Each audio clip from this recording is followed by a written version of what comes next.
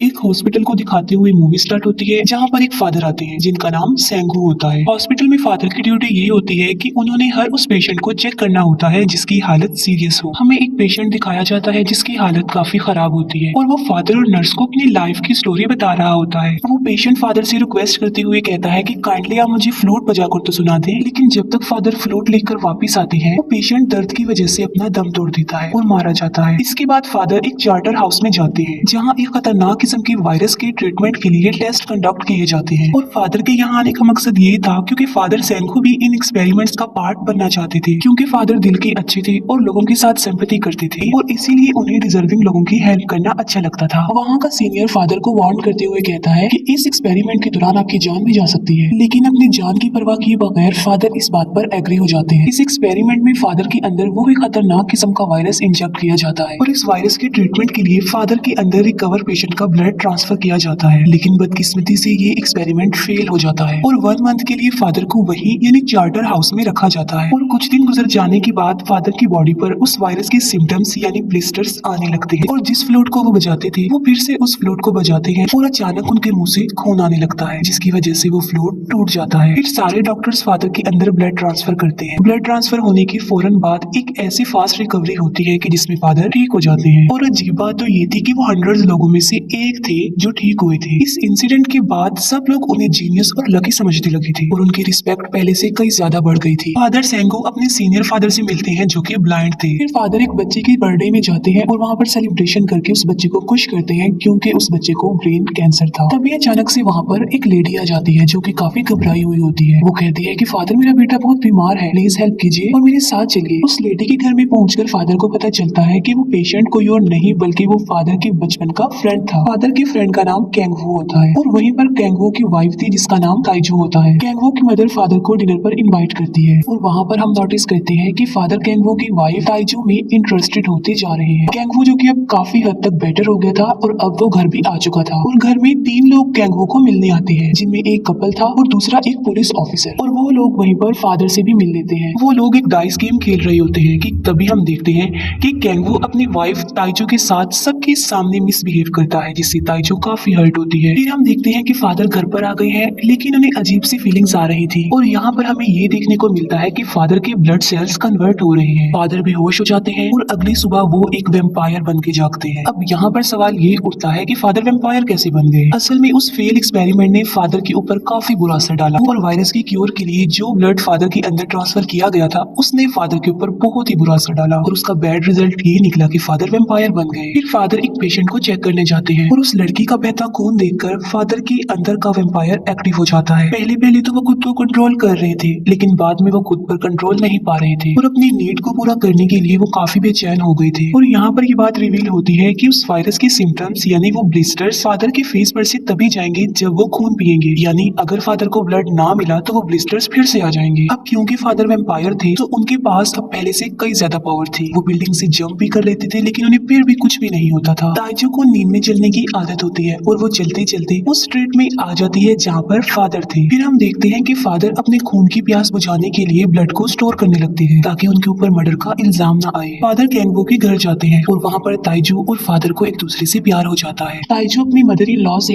एक रात हॉस्पिटल में स्टे करने के लिए परमिशन लेती है और वहाँ पर फादर और ताइजू मिलते हैं। अब वो दोनों एक दूसरे को काफी प्यार करते थे तो वो अपने इमोशंस को कंट्रोल नहीं कर पा रहे थे। फादर ताइजू को कहते हैं कि मैं तुमसे प्यार करता हूँ तो मैं तुमसे कुछ भी नहीं छुपाऊंगा और वो अपने वेम्पायर होने का सीक्रेट ताइजू को बता देते हैं, जिससे ताइजू काफी डर जाती है और वहाँ से भाग जाती है। फादर ताइजू को रिलैक्स करते हुए कहते हैं कि हम दोनों यहाँ से कहीं दूर चले जाएंगे और वहाँ जाकर हम अपनी लाइफ स्पेंड करेंगे, वो भी खुशी खुशी, और वहाँ जाकर हम अपनी हैप्पी लाइफ गुजारेंगे। ताइजू कहती है कि मैं इससे भी अच्छा आइडिया तुम्हें दे सकती हूँ और वो ये कि तुम मेरे हस्बैंड को मार डालो यानी कैंगवू को, और फिर वो दोनों आजादी से सरवाइव करेंगे। लेकिन फादर उसकी इस बात का कोई रिस्पॉन्स नहीं करते और फादर ताइजू को लेकर बिल्डिंग टू बिल्डिंग जंप करता है, जिसे ताइजू काफी इंजॉय करती है। फादर फिर से अपने सीनियर फादर के पास जाते हैं। वो सीनियर फादर सेंगू को कहता है कि मैं ब्लाइंड हूँ तो प्लीज तुम मुझे अपना वेम्पायर ब्लड दे दो ताकि मैं अपनी आंखों से आखिरी बार इस दुनिया को देख सकूं। तब फादर सेंगू सीनियर फादर को इनकार करते हुए कहते हैं कि मैं फादर नहीं हूँ तो मैं तुम्हें अपना ब्लड नहीं दे सकता, और वो सीनियर फादर को ब्लड नहीं देते। फादर ताइजू की गर्दन पर एक चोट को नोटिस करते हैं, जिस पर फादर पूछते हैं कि क्या ये कैंगवू ने किया है, और इस पर ताइजू यस बोल देती है, जिस पर फादर को काफी गुस्सा आता है। ताइजू, फादर और कैंगवू एक रिवर पर जाते हैं और वहाँ पर फादर कैंगवू से बदला लेने के लिए उसे पानी में डुबोकर मार देता है,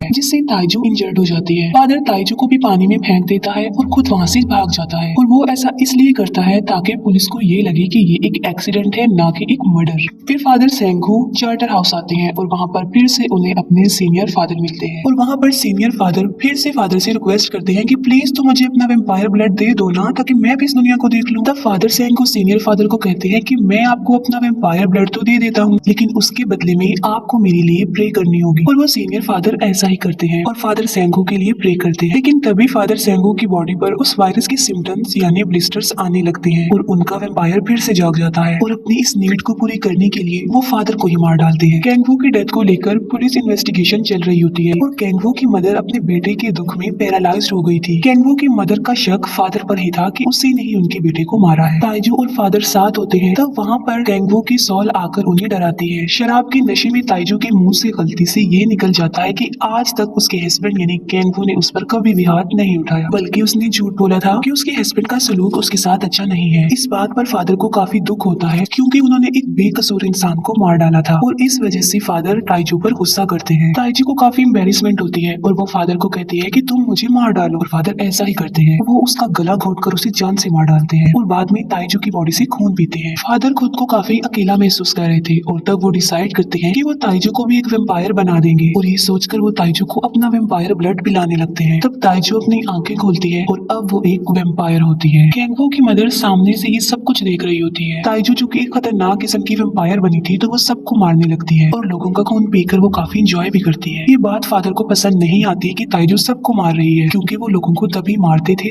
जब उनकी नीड पूरी नहीं होती थी और वो बर्दाश्त से बाहर हो जाती थी। फादर और ताइजू बिल्डिंग टू बिल्डिंग जंप करते हैं और एक दूसरे से लड़ते हैं। फिर कैंगवू के घर उसके वही तीनों फ्रेंड्स आते हैं, और वहाँ पर डाइस की हेल्प लेकर कैंगवू की मदर कुछ रिवील करने की कोशिश कर रही थी, और वो इशारों से उन लोगों को ये बता देती है कि उसके बेटे को फादर और ताइजू ने मिलकर मारा है। ताइजू कैंगवू के एक फ्रेंड को मार रही होती है, लेकिन फादर उसे बचाने की कोशिश करते हैं, लेकिन इसका कोई भी फायदा नहीं होता और फादर उस लेडी को खुद मार देते हैं। फिर वो लोग वहाँ से भागने का प्लान बनाते हैं। ताइजू, फादर और कैंगवू की मदर वो तीनों गाड़ी में बैठकर वहाँ से भाग जाते हैं। फिर वो लोग एक ऐसी जगह पर पहुँचते हैं जो कि काफी सुनसान थी, और वहाँ पर उनके अलावा और कोई भी नहीं था। वो सारी जगह ओपन थी कि अगर वहाँ पर सनलाइट आएगी भी तो वो नहीं बच पाएंगे। ताइजू समझ गई थी कि वेम्पायर सूरज की लाइट में मर जाते हैं, और इसी वजह से फादर जानबूझ के उन्हें वहाँ पर लेकर आए हैं। और ताइजू खुद को और फादर को कार ट्रंक में छुपाने की कोशिश करती है, लेकिन फादर कार ट्रंक को तोड़ देते हैं। वो लोग समझ गए थे कि अब वो नहीं बच पाएंगे। उन्हें अपनी मौत सामने नजर आ रही थी और वो अपनी डेथ का वेट कर रहे थे। फिर सनलाइट उन पर पड़ती है और वो जलने लगते हैं, और आहिस्ता आहिस्ता वो सारे जल जाते हैं और राख बन जाते हैं। ये सब कुछ कैंगवू की मदर देख रही थी, और उन्हें डिस्ट्रॉय होता हुआ, उन्हें मरता हुआ देखकर काफी खुश हो रही थी। और उन लोगों की कहानी खत्म होते ही ये मूवी भी यहाँ पर एंड हो जाती है।